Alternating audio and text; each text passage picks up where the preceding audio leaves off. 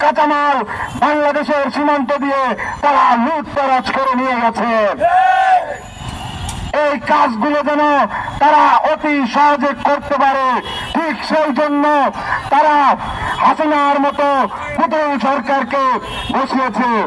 কেন হাসিনা পুতুল সরকার ছিল তার প্রমাণ কিন্তু 24-এর গণঅভ্যুত্থানের মাধ্যমে প্রমাণিত হয়েছে। যে হাসিনা পৃথিবীর কোন দেশে অ্যাসাইলাম পায়নি, তাকে আশ্রয় দিয়েছে ভারত। এর মাধ্যমে কিন্তু ভারত সরকার এবং তার দূরভিসন্ধি প্রকাশিত হয়েছে, উন্মোচিত হয়েছে। আমরা এই শহীদের রক্ত দ্বারা গঠিত বাংলাদেশের এই অন্তর্বর্তীকালীন সরকারের কাছে বলতে চাই, আপনারা মেরুদণ্ড নিয়ে চলে। আমরা চাই একটি স্বাধীন পররাষ্ট্রনীতি, যে পররাষ্ট্রীয় নীতি হবে ন্যায্যতার ভিত্তিতে, ইনসাফের ভিত্তিতে। এইখানে কোনো দাদাগিরি করার সুযোগ নাই।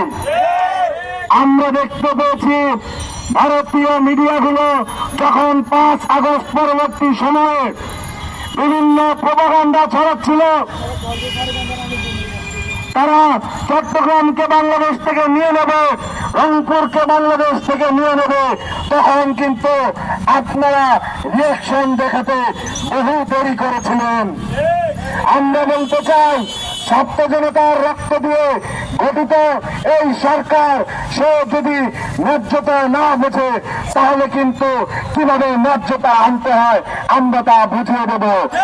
শীঘ্রই আপনাদের আন্তর্জাতিক আদালতে পুনরায় মামলা করতে হবে, কারণ এত লাশ কোন 2টি দেশে যুদ্ধবিহীন অবস্থায় এত লাশ পৃথিবীতে কোথাও পড়েনি।